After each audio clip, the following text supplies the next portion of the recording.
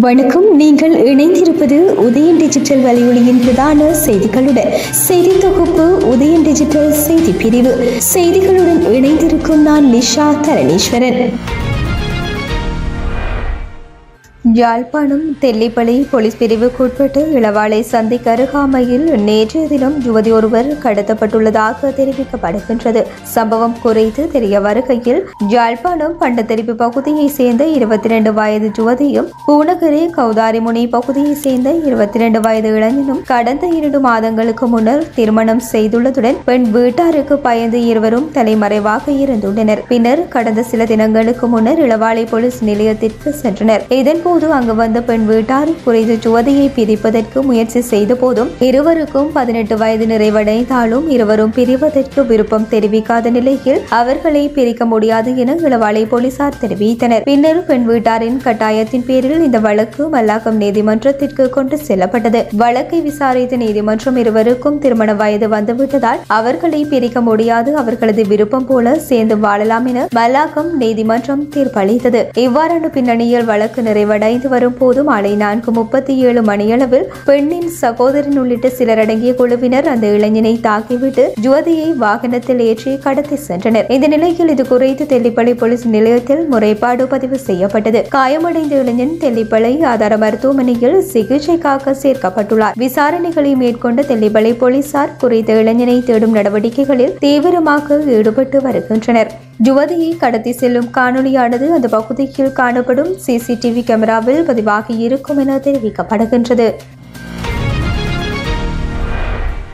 கிளிநொச்சி உமையாள்புரம் பகுதியில் இலங்கை போக்குவரத்து சபைக்கு சொந்தமான பேருந்தொன்றும் ஹயஸ் வாகனமும் நேற்றைய தினம் மோதி விபத்துக்குள்ளாகியுள்ளன. கொழும்பிலிருந்து காங்கேசன்துறை நோக்கி வந்து கொண்டிருந்த அரசு பேருந்து ஹயஸ் வாகனத்தை முந்தி செல்வதற்கு முற்பட்ட போதே இந்த விபத்து சம்பவித்துள்ளது. தெய்வாதீனமாக இவருக்கும் காயங்கள் ஏற்படவில்லை. சம்பவ இடத்திற்கு போலீசார் வரவழைக்கப்பட்டு விசாரணைகள் முன்னெடுக்கப்பட்டன.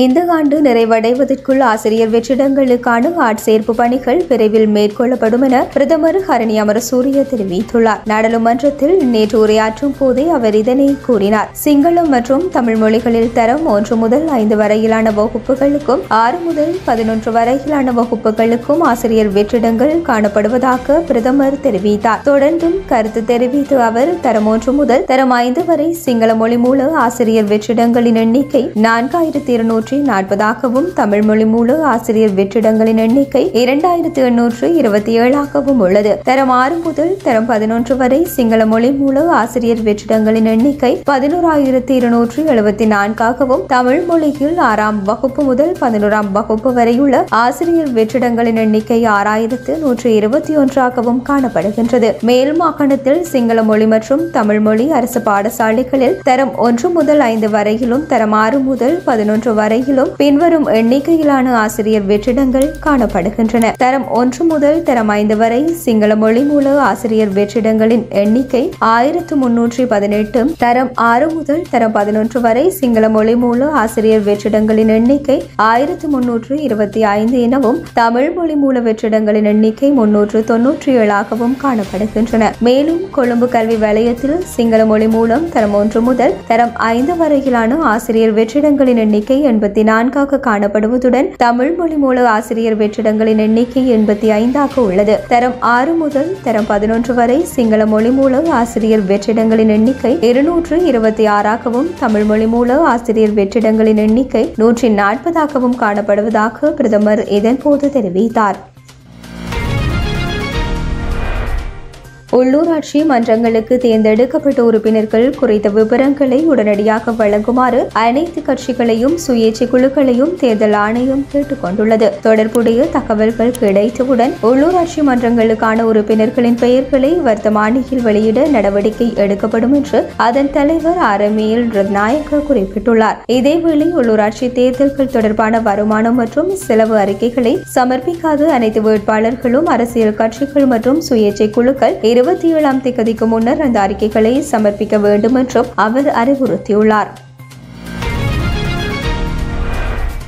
இந்தியாவின் மகாராஷ்டிராவில் கொரோனா பாதிப்பு காரணமாக 52 பேர் சிகிச்சை பெற்று வருவதாக தெரிவிக்கப்பட்டுள்ளது. மேலும் 16 பேர் மருத்துவமனைகளில் சிகிச்சை பெற்று வருவதாக அம்மாநில சுகாதாரத்துறை தெரிவித்துள்ளது. இந்த ஆண்டின் ஜனவரி மாதம் முதல் மகாராஷ்டிராவில் COVID-19 பாதிப்பு காரணமாக 2 உயிரிழந்துள்ளதாக தெரிவிக்கப்பட்டுள்ளது. மகாராஷ்டிராவில் ஜனவரி முதல் மேற்கொள்ளப்பட்ட பரிசோதனைகளில் 106 பேருக்கு கொரோனா தொற்று கண்டறியப்பட்டது. இவற்றில் 101 பேர் மும்பையை சேர்ந்தவர்கள், மீதமுள்ளவர்கள் புனே, தானே மற்றும் கோலாப்பூரை சேர்ந்தவர்கள் என இந்திய செய்திகள் தெரிவிக்கின்றன. இதேவேளை இந்தியாவில் கொரோனா பரவல் கட்டுப்பாட்டில் உள்ளதாக மத்திய சுகாதாரத்துறை அதிகாரிகள் தெரிவித்துள்ளமை சுட்டிக்காட்டத்தக்கது. வாஷிங்டன் டிசி நகர மையத்தில் அமைந்துள்ள ஒரு யூத அருங்காட்சியகத்திற்கு வெளியே 2 இஸ்ரேலிய தூதரக ஊழியர்கள் கொல்லப்பட்டதாக அமெரிக்க உள்நாட்டு பாதுகாப்பு செயலாளர் கிறிஸ்டி நோயம் தெரிவித்துள்ளார். தலைநகர் யூத அருங்காட்சியகத்தில் நடந்த ஒரு நிகழ்வில் இருந்து வெளியேறும் போது பாதிக்கப்பட்ட ஒரு ஆணும் பெண்ணும் சுட்டுக் கொல்லப்பட்டதாக சர்வதேச ஊடகங்கள் தெரிவிக்கின்றன. மேலும் இந்த தாக்குதல் திட்டமிட்டு மேற்கொள்ளப்பட்ட தாக்குதலாக சந்தேகிக்கப்படுகின்றது. அந்நாட்டு நேரப்படி நேற்றிரவு 9:05 மணிக்கு எஃப் தெரு வடமேற்கில் துப்பாக்கி பிரயோகம் நடாத்தப்பட்டுள்ளது. இது ஏராளமான சுற்றுலா தலங்கள், அருங்காட்சியகங்கள் மற்றும் அரசு கட்டிடங்களை கொண்ட பகுதி வாஷிங்டன் கள அலுவலகம் அடங்கும். துப்பாக்கி சூடு நடந்த நேரத்தில் இஸ்ரேலிய தூதரகத்தின் பல ஊழியர்கள் ஒரு அருங்காட்சியக நிகழ்வில் இருந்ததாக தகவல்கள் தெரிவிக்கின்றன.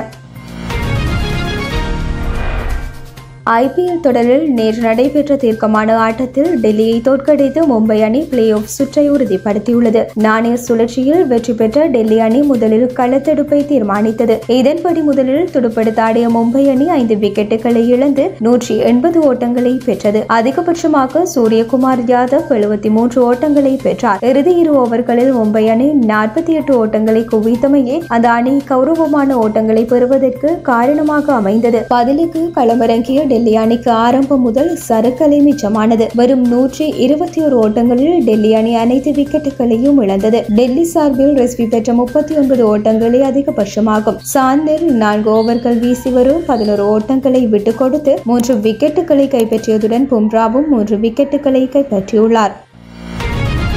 இத்துடன் உதயன் டிஜிட்டல் வலையொலியின் பிரதான செய்திகள் நிறைவடைகின்றன. தொடர்ந்தும் செய்திகளை உடனுக்குடன் அறிந்து கொள்ள எமது உதயன் டிஜிட்டல் வலையொலி பக்கத்துடன் இணைந்திருங்கள். வணக்கம்.